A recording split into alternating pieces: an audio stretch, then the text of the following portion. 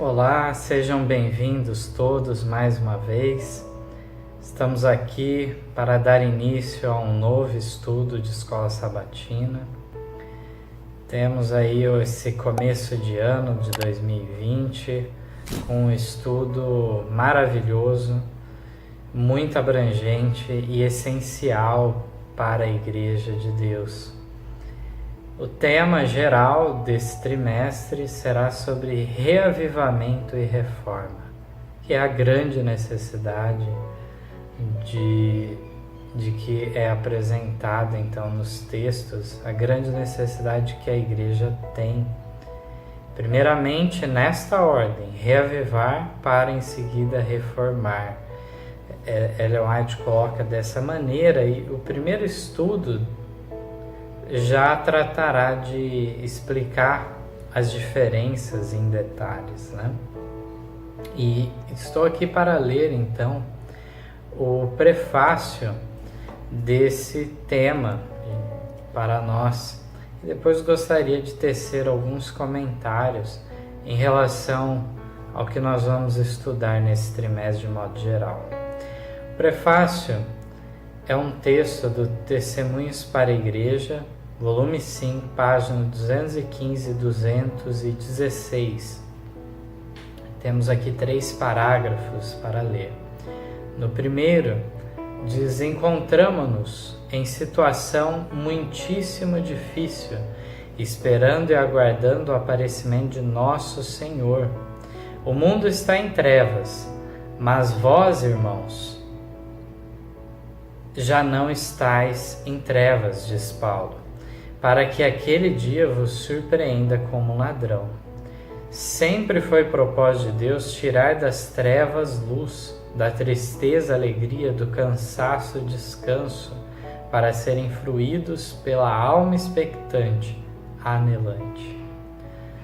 Aqui fala então dessa situação nos últimos dias, nesse aguardo aparecimento do Senhor, e enquanto que o mundo está em trevas e caminhando para a destruição, nós devemos ser então luz diante desse mundo. E aquele dia não deve nos surpreender, mas estarmos atentos aos sinais proféticos e estar com a vigilância em dia. O segundo parágrafo nos diz: que estão fazendo, irmãos, na grande obra de preparação?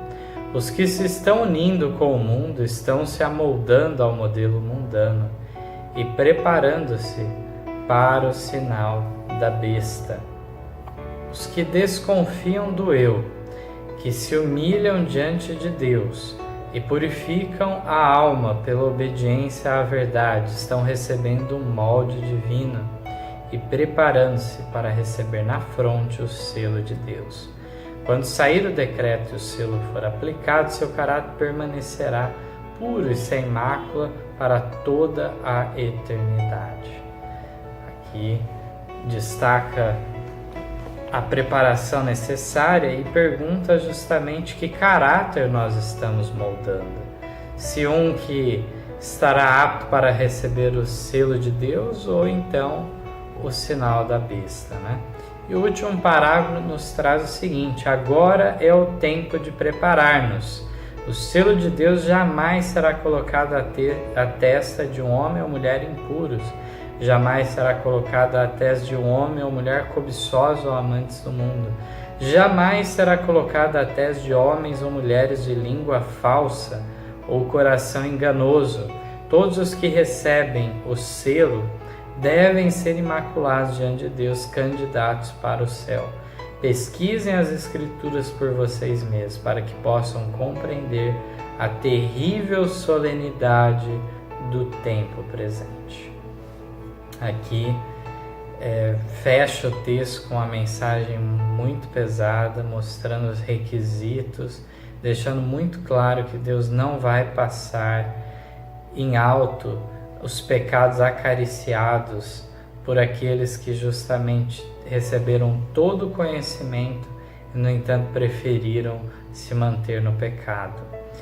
Eu gostaria de comentar que alguns tópicos, né, que nós vamos estudar nesses 13 estudos do trimestre, abrindo aí, como já foi dito, com reavivamento e reforma, trazendo a distinção de uma coisa da outra, e depois vem espécies de pessoas que Deus usa, muito importante mostrar o perfil do verdadeiro reformador. A reforma é de dentro para fora, o estudo 3 traz-nos essa noção muito importante. Não é algo que se sustentará se a reforma for algo apenas de aparência, se for nos moldes do que os fariseus então apresentavam como uma religião. Ela deve começar no interior e com certeza se manifestará no exterior. O cristão visto do lado de fora, reforma na santificação do sábado, reforma nos negócios da vida. Então aqui nós vemos quão abrangente vai ter os assuntos.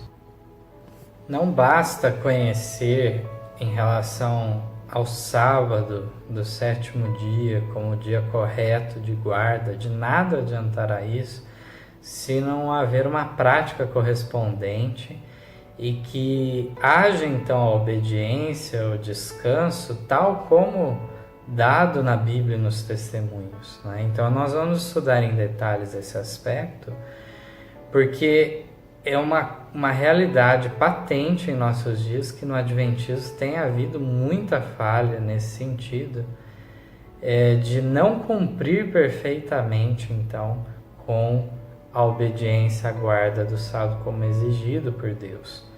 E aqui vem falando também da reforma negócios da vida, que traz essa ideia justamente sobre a verdadeira honestidade, principalmente aqueles que estão dia a dia envolvidos, né, nos negócios. Essas pessoas têm que ter uma noção muito clara de qual que é o nível de honestidade que Deus pede. É uma estrita, então, recomendação que Deus nos dá nesse sentido. Depois vem um texto um assunto muito menosprezado, muitas vezes, não é dado atenção e, no entanto, a Mensageira do Senhor escreveu bastante sobre isso: herança, testamentos e doações. É algo de suma importância que tenhamos a compreensão correta do que Deus também pede em relação a isso. Depois vem os assuntos de reforma de saúde e reforma no regime alimentar, que é algo essencial também para o verdadeiro reformador. Essa parte da temperança não pode ser negligenciada, assim como o entendimento das doenças, suas causas, como haver uma cura real, né, onde a natureza vai fazer o seu trabalho de regenerar, construir aquilo que foi danificado. Então aqui é um assunto essencial também para os nossos dias, o braço direito da mensagem do terceiro anjo sendo apresentado. E por fim se tratará sobre a educação escolar desejada, apresentando aí a defesa que Deus faz em relação à educação domiciliar, né? Uma educação que é o modelo, o ideal divino dado a todos nós, assim como deveria ser gerido então escolas da igreja, e tem diversas recomendações aqui dadas então nesses estudos aí que vão perpassar por esse primeiro trimestre de 2020. Eu gostaria de ressaltar duas pérolas da pena de Ellen White, textos maravilhosos. No Desejar de Todas as Nações, na página 614, nós temos aqui um relato muito interessante. Diz que Cristo condenou fartamente os abusos, mas teve cuidado de não diminuir a obrigação. Então, este é o perfil do verdadeiro reformador, aquele que busca então, ao mesmo tempo, não cair no erro dos fariseus, mas também não cairá no erro então de uma frouxidão, uma apostasia em relação ao que é exigido do verdadeiro Filho de Deus. Aqui então, por um lado, Cristo condenou fartamente os abusos. Nós vemos quando ele vem falando daquela religião exterior dos fariseus, que não tinha conteúdo, essência verdadeira, apenas era algo para aparência.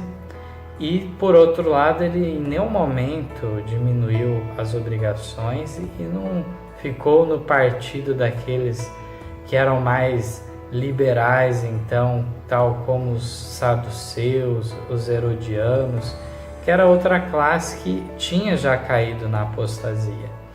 Ele procurou então trazer um perfil que colocava as coisas no devido lugar. A reforma deve ser radical, sim, porque há um contraste muito grande entre o mundo e o que Deus pede. Mas o fato de ser radical, no sentido de ir à raiz do problema, do pecado, não ficar só na aparência, nem por isso significa que se inventará então regras, leis humanas, como era o caso dos fariseus. Temos aqui também, no Desejar de Todas as Nações, página 142, que inclusive está na lição Cristão Visto do Lado de Fora, na página 22 da nossa lição, que fala que nossa influência sobre outros não depende tanto do que dizemos, mas do que somos. Veja só que importante é esse trecho aqui retirado desse maravilhoso livro Desejado de Todas as Nações. A nossa influência, ela será sentida então de forma vigorosa nas pessoas através então do que de fato somos, do que fazemos, e não apenas em discursos vazios. Temos nesse mesmo estudo da lição Cristão Visto do Lado de Fora, a lição de número 4, na página 28, nós temos alguns textos maravilhosos da Pena Inspirada, e eu gostaria de ler com vocês nesse momento para concluirmos. Aqui então, o primeiro texto está na meditação Cristo Triunfante, página 203, uma meditação de 2002, que diz que Cristo é nosso modelo, o perfeito e santo exemplo que nos é dado seguir. Não podemos nunca igualar o modelo, mas podemos imitá-lo e nos assemelharmos a ele segundo nossa capacidade. Aqui então nós vemos que esse é o modelo perfeito, inigualável, mas que devemos sim cumprir fielmente os requisitos segundo a capacidade de cada um. E aqui no texto seguinte da meditação Para Conhecê-lo, página 136, diz que precisamos desviar os olhos do que é desagradável para Jesus. Cumpre-nos amá-lo mais, obter mais de sua atraente beleza e graça de caráter. Sua atraente, então, beleza e graça deve nos encantar tudo isso e deixar de olhar aos erros e falhas dos outros. Devemos lembrar que nossos próprios caminhos não são perfeitos. Cometemos repetidamente erros. Ninguém, senão Jesus, é perfeito.